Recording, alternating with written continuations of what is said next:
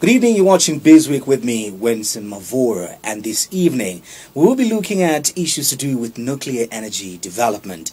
My guest on the program is no stranger. He's a man who's renowned and of course seasoned within the public service, and this is no other than Dr. Roland Msesha. And today we will be discussing nuclear energy, of course with the focus on trying to understand if Zambia is ready. You're welcome to Bizweek, Doctor. Yeah, good evening. Okay, so just to kickstart this conversation, Dr. Msesha, first and foremost, there is a lot of misconceptions when it comes to, the use of nuclear energy. Just briefly elaborate on the safe use of nuclear energy. And for those of you that are watching us, I must mention from the onset that we are not discussing issues to do with nuclear bombs, but we are exploring the developmental aspect and safer and clean use of nuclear energy. So, Doc, from a global and Zambian perspective, just elaborate. What is the use, safer and clean use of nuclear energy? In fact, thank you very much for that question. And if you go back to the early 60s, 70s and 80s, there was a movement to develop nuclear energy for what we call peaceful use. This is for applications in medicine, agriculture, and industry. And there are several applications. If you just want me to run down a few of them, some of this is medical applications where you do diagnosis, treatment of cancers. Some of it is when you want to sell agriculture products, you use gamma irradiation to clean up the infections and things like that. Then you can also use it in the mining industry to just check what the content of the minerals are in that. You can also use it to detect leakages in tanks and things like that. You can also use it in design. You can also use it in what we call radiobiology, which is basically where you look at things like fly or malaria and to stop them from carrying what they are supposed to carry. So there's a broad range, and that's the research side. And that's what we are talking about when we talk about the Chongwe site. Then there is the power side, which is basically the splitting of the atom, which produces energy, which boils water, and then boils, and the turbines are turned, and that produces electricity. So that's basically, just in a nutshell, where we are. And Zambia is a signatory to the non-proliferation of nuclear weapons. Interesting applications that you've mentioned, Doc. And we could actually have a whole lot episode on that. Correct. But just moving on, for the sake of interest, a lot of people misconceptions were all over social media when we learned that Zambia will be exploring nuclear development. Correct. So for the 17.5 million Zambians that are watching us right now that have had these misconceptions, where are we with regards nuclear development? And for those of you that are watching this particular live broadcast, you can get to participate on this program by simply dropping your comment on our Facebook page. That is Diamond TV Zambia, where this particular edition is airing live. And also you can simply call the number that is flashing on your screen. Well, in fact, the way it started, I think we should give a lot of credit to the president. If you remember very well, in 2015-2016, we had that very severe drought. And we had a reduction in our economic growth by 40%. And in that, the president announced and said we must consider nuclear energy as an option for our own use because of this climatic change. In fact, as I'm speaking, we are back at it again. We have a drought, and you've seen we are starting the road shedding.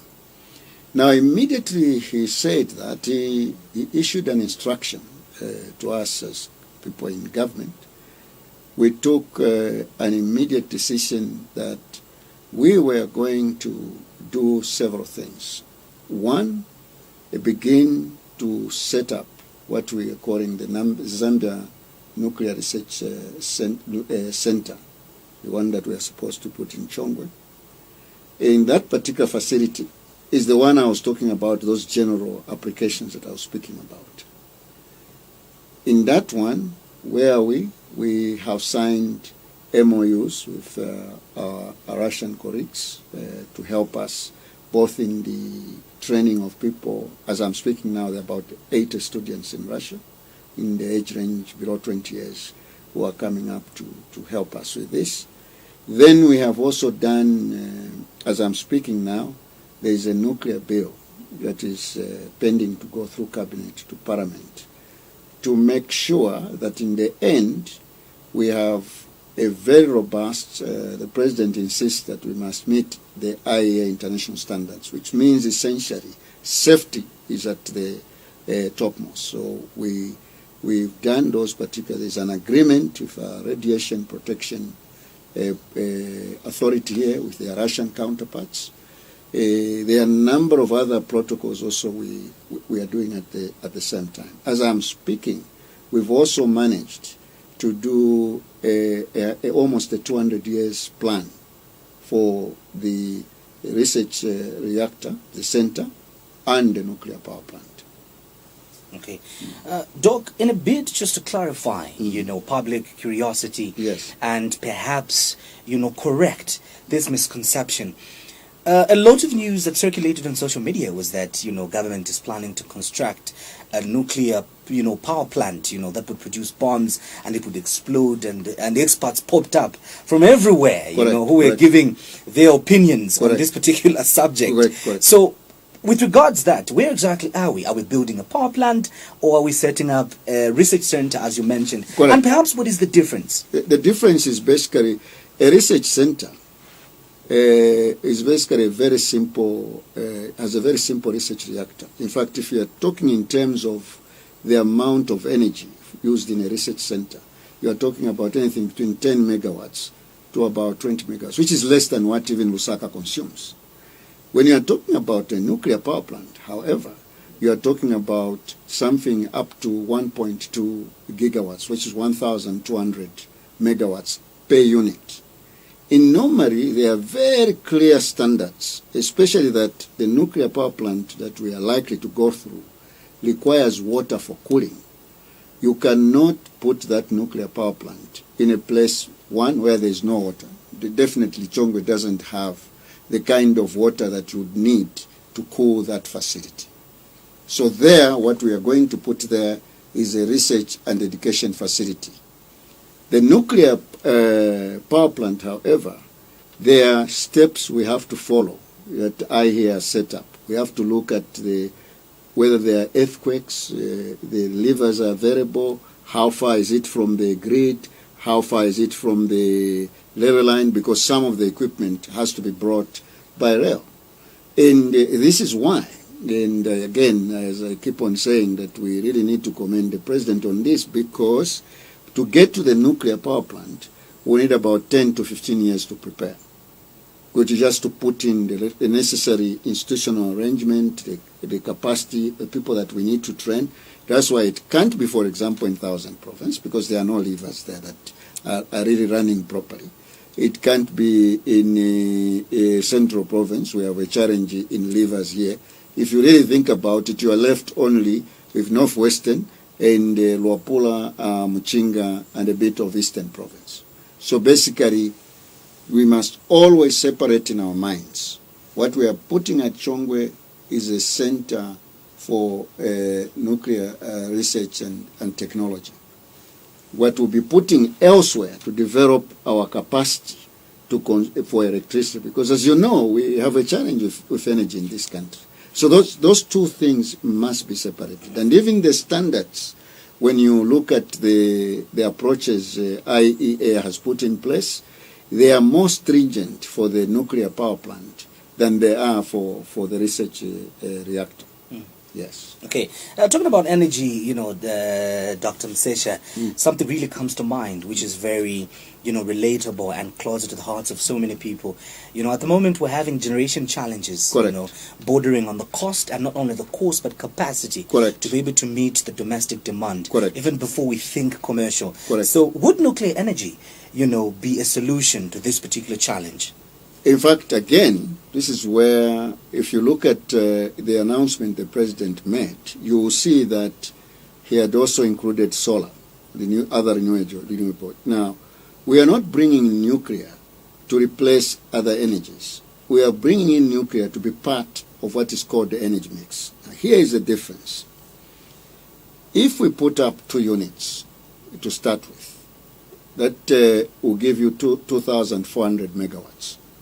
Our current, where we are, our generation capacity is about 2.3, which is 2,300 megawatts, if I get my numbers correct. I'll have to confirm that. But also look at this. Our current coverage for electricity is about 31%. It might even be lower. And on a yearly basis, the latest numbers I've looked at is 300 megawatts. Now, just simple arithmetic. If we wanted to get to 100% coverage, you would have to multiply that number by a factor of 3, which gives you 900 megawatts per year. Which means automatically, if you look at what I have been told by my colleagues who are more expert on the hydro side, that our capacity in the hydro side is 6,000 megawatts. We are already at 2.3 megawatts, 2,300 megawatts. So if you were to multiply that by a factor of 3, you already see that if we were to go to 100% coverage, it will even be more than what we have for as our hydro potential. That's one side of the equation. But the other side of the equation, which we must emphasize, is the fact that because of the weather patterns changing, if you've noticed now, our droughts are becoming more frequent. Because it was only in 2015. Where in 2019, we are back to the same place. So obviously, you need a technology that will enable you. And if you check also the weather patterns in Zambia, it's more rainy in the north than it is in the southern part of the country. So strictly speaking, although the initial costs for setting up a nuclear power plant are high, in the long term, the operation and maintenance costs are on the lower side. And you can sustain that for a longer period. So as far as I see it, if we are going to have let me just go to population numbers. We are now, at independence, we are 3 million. Where when we reached independence 50 years later, we were about 15 million, which means we had grown by a factor of 5. So let's just, for argument's say, our fertility rate has dropped. So we are going to grow by a factor of 3 to 4, which means in the next 50 years, which is 2063, we could easily be between 45 million to 60 million people in this country. Now, if you just look at the size of the population, and you look at also the increase in industry, energy becomes a severe constraint, and therefore it is critical that we begin to prepare. And I was just telling somebody this morning, what if our fathers had started looking at nuclear energy seriously in 1974? Who knows where we would have been by now? Maybe we would have been talking about 10 units. I can tell you, Czechoslovakia, which has only a population of 10 million people, has about 12, is going to have 10 units of nuclear power, 12 megawatts, gigawatts of power. So, Doc, just moving on from that, the blueprint for Zambia's development is enshrined in the 7th National Development Plan, and the plan specifically endeavors to achieve inclusive development, you know, on the basis of socioeconomic development. Now, as we talk about nuclear energy, how does nuclear energy help in the implementation or fit in the 7th National Development Plan? Fantastic. In fact, I was telling my colleagues that part of the reason why we felt to diversify economically, part of the reason, is because we should have introduced this technology at a much earlier stage. Just take agriculture, because agriculture is one of the key that we can move the process forward. There are certain countries, the European market, for example, who require certain standards. And some of those standards require what I call gamma irradiation, which is part of that particular center. Which means you can only have market in Europe if you meet their sanitary standards. I'm sure you remember one time our friends in South Africa stopped our honey from going to South Africa because it had not been gamma irradiated. Because we don't have that huge capacity to do those particular things. So you can see that from agriculture alone, on the market side, to meet our market international standards, we need that facility. So that's just one. Then if you go to value addition within the mining industry, one of the things that you can do with that center is it can improve the color of emeralds, barium, all these, which means your value when you are selling is actually much, much higher. Number 3, you know, now people can tell us the ore we have sent out is just copper. There is no way of knowing what is inside there. With a technology from the same center called neutron activation analysis, just a small amount, it will tell you so much percentage cobalt, so much percentage copper, so much. Just for argument's sake, so that you see how critical just that technology is. At the moment, cobalt is selling at $75,000 per ton. Okay, now for argument's sake, let's say last year we exported 1 million tons of so-called copper. If for argument's sake again, that copper, that ore that went out was 10% cobalt, I'm just using these as hypothetical figures, which would have meant that last year we sent out 100,000 tons of cobalt. Multiply that by 75,000 per ton. That's already $7.5 billion. Just that.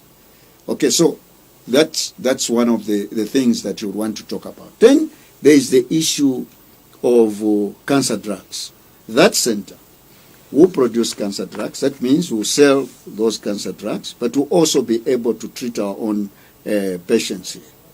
So that's another item why this is critical. In fact, it's in the 7th National Development Plan.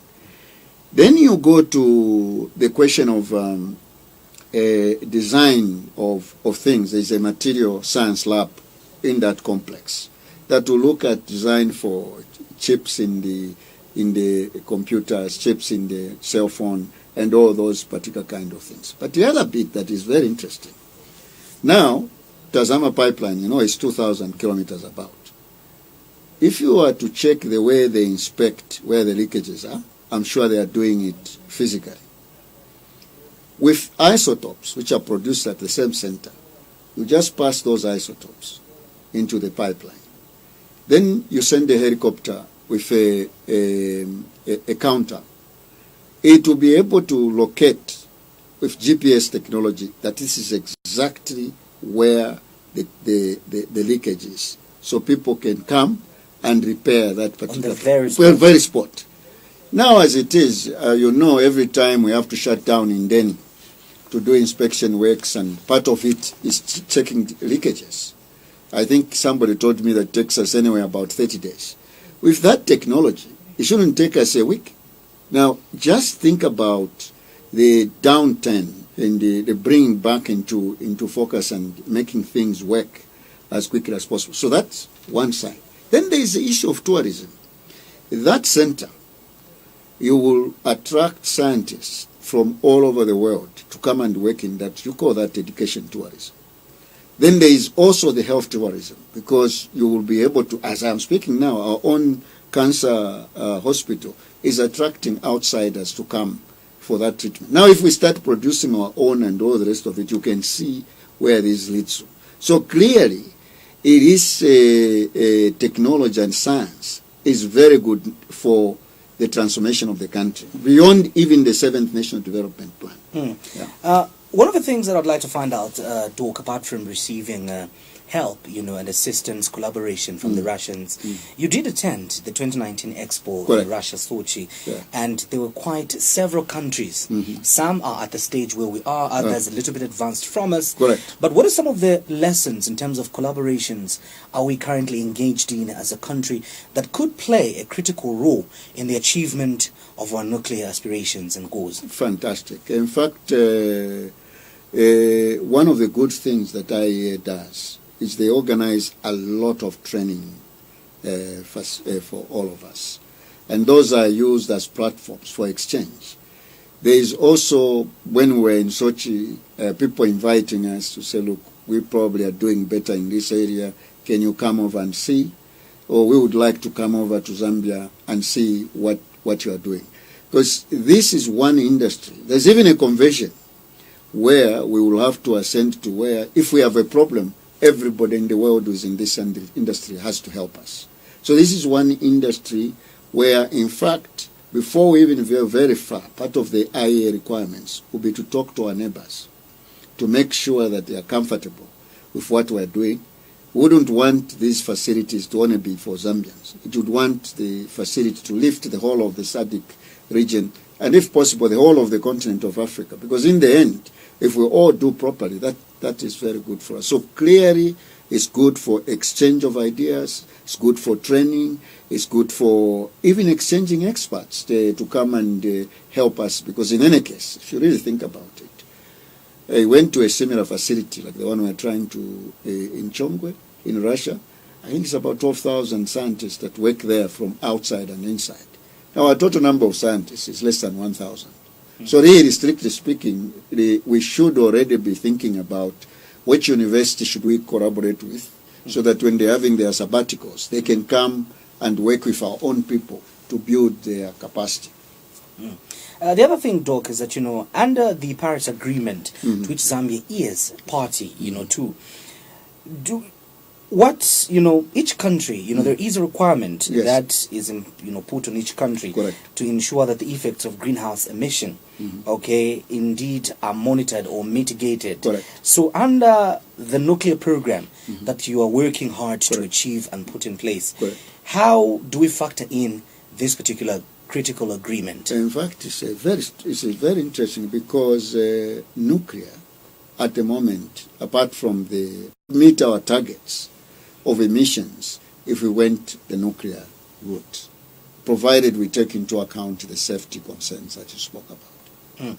The other thing, Doc, that comes to my cognizance is the fact that you mentioned the issue of regulations that are put on uranium, and we've heard, though I have not personally seen a geological proof that indeed or to what extent do we have uranium deposit in this particular country. But will the agency also be able to maybe look into that in collaboration with the Ministry of Mines? Correct. In fact, as you may know, Lumwana is stockpiling uranium. The last time I talked to my colleagues, we have one of the largest deposits of uranium in the world. I think somewhere, if not fourth in Africa. So that's a huge amount of uranium. But as I indicated, because of the desire to avoid the proliferation of nuclear weapons, if only a few countries have been selected to do the enrichment process.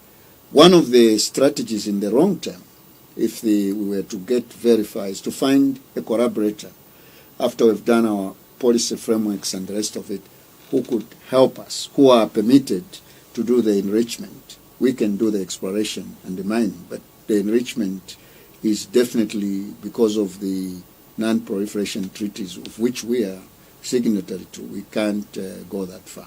But definitely we would be strategically wanting in the long term to have partners who can explore that and give us money out of it. Okay. There could be students right now that are watching this that may have an interest in nuclear science, but would wonder how they can actually get to have these opportunities in terms of scholarships and all that. How do they get, The last, one of the things that we've been working with our colleagues from Russia is to come up with a comprehensive human resource development. The 80 students I spoke about, which is 40 girls, 40 boys, it's basically been merit-based. So you have to have 6 points, and a 1 in mathematics, and a 1 in physics, or any of the other sciences. What is interesting, I'm very impressed, we are getting more than actually the spaces we have. In fact, last time I was talking to the Russians who are looking after these children, they are doing very, very well. So once we have settled down, the idea is also we have started the process of getting University of Zambia and the other universities to enter into agreements with training institutions in Russia where nuclear science is done.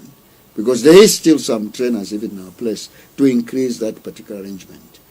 Just give us a little bit of time. Once we get the bill over and we put other things in place, you will see a lot of advertisement about, we are looking for people below the age of 20 for most of these, because look, if you are thinking of a nuclear research power plant 15 years from now, Yeah. You want somebody who will be about 35 so that you can keep them in the industry for quite some time. Yeah. So for my brothers who are about my age, we can only encourage our children to apply. Yeah. Yeah. Thank you very much, Doc, for coming through. Thank and you, it has indeed been a pleasure to talk to you on issues to do with nuclear energy. And the conversation today was nuclear development. Is Zambia ready? And emanating from this particular conversations are obviously answering the question, should we be afraid of nuclear energy or should we embrace nuclear energy? Of course, my guest, Dr. Roland Msisha, has indeed labored to explain on which side of the coin you should be. The name is Wenson Mavoro. You've been watching Bees Week. Have a lovely evening. See you next week, and we will definitely create time to get to understand and discuss more nitty-gritties concerning nuclear energy, as it is an important phenomena to global development. Have a lovely night. Thank you.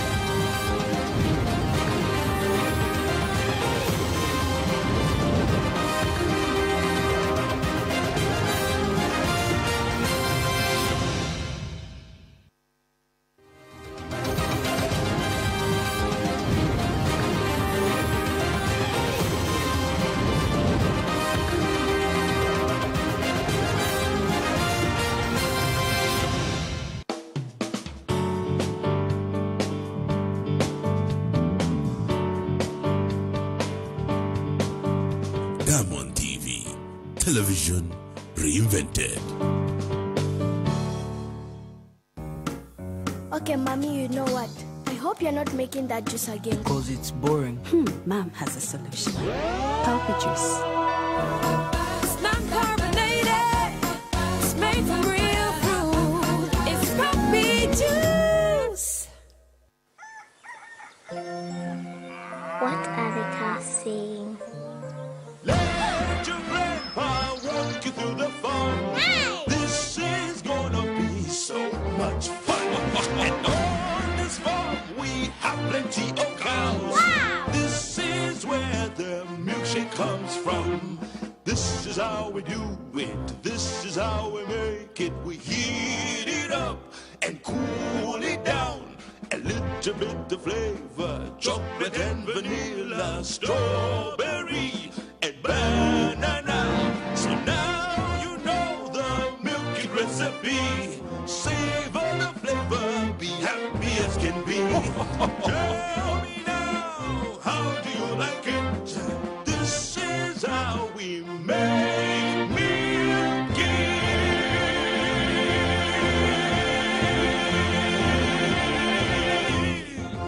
The new Milk It Milkshake, the shake that moves. Trade Kings, improving lives.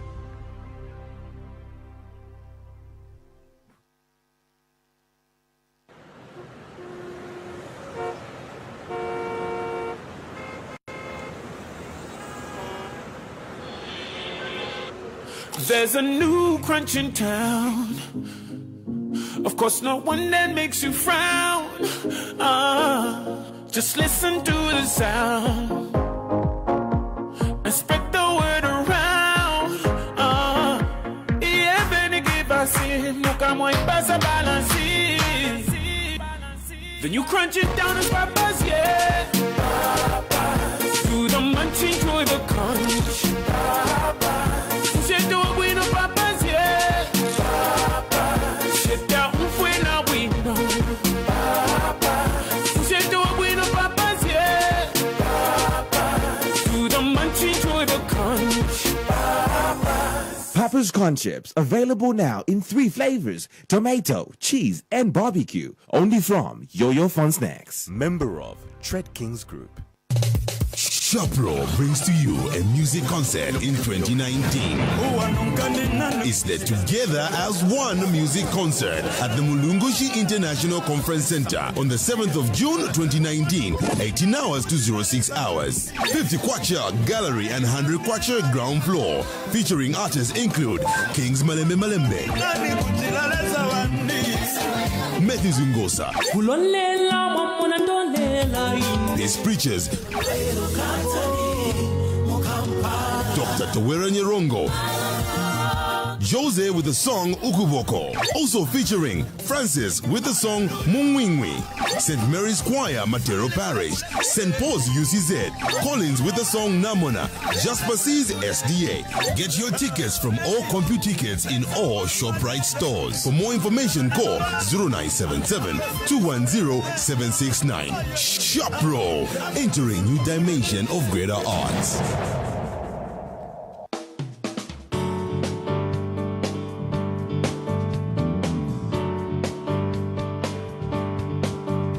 Diamond TV, television reinvented.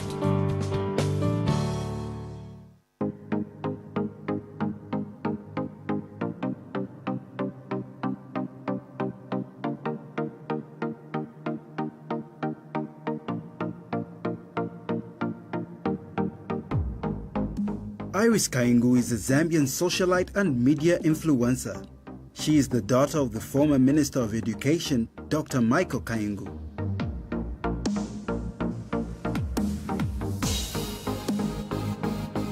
Iris pursued accountancy studies at the Zambia Center for Accountancy Studies, where she dropped out and went on to study in Malaysia, graduating with a master's degree in business administration. Iris has in recent years grown an influential online social media presence, amassing thousands of followers on Instagram, Twitter, and Facebook. She is a humanitarian who is tremendously passionate about the well-being of others and the progression of her home country, Zambia. She is winner of a reality tourism television show and was crowned the 2018 Zambian Tourism Ambassador.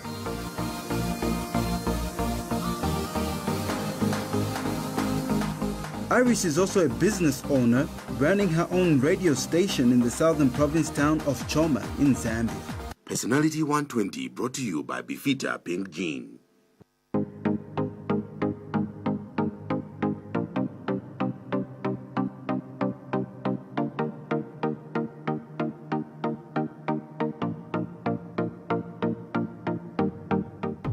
Landilani Banda, popularly known as Landi, is a television producer and presenter, rhythmic rapper and artist manager. He attended senior high school at Northmead High, where he exhibited his poetic talents. He went on to study the management of information systems at the National Institute of Public Administration in Lusaka, Zambia. He began his career in film as part of Zambia's first internationally acclaimed feature film, Sui, in which he acted as an extra. He later landed himself a supporting lead role in an Africa peer review mechanism project titled My Country. Working with various musicians on the project moved him to explore his musical talents, going on to work with renowned local musicians and managing the likes of Chameleon and Massey. Landy has worked on several local film productions both in front of and behind the camera, on such projects as the hit TV series Love Games and the Brothers for Life campaign.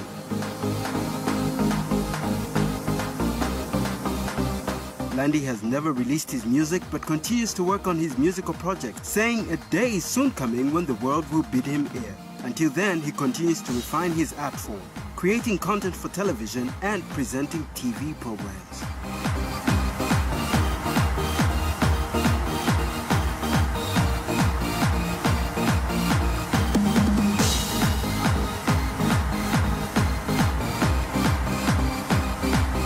Personality 120 brought to you by Bifita Pink Jean.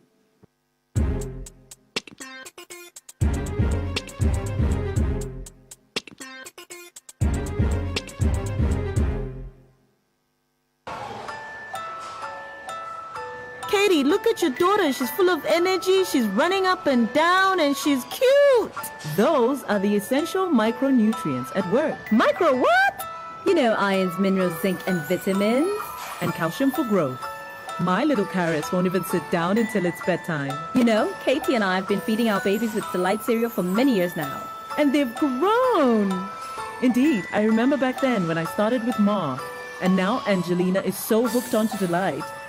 She eats like a mini diva.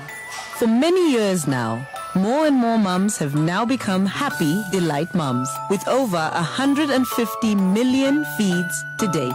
Many mums have felt the added benefits of essential micronutrients, vitamins, minerals, iron, and carbohydrates. And Delight baby cereal contains real milk and has no GMO ingredients. Delight, I am happy. It's the best cereal for me. Delight cereal. Great starts for little tummies. Trade Kings, improving lives.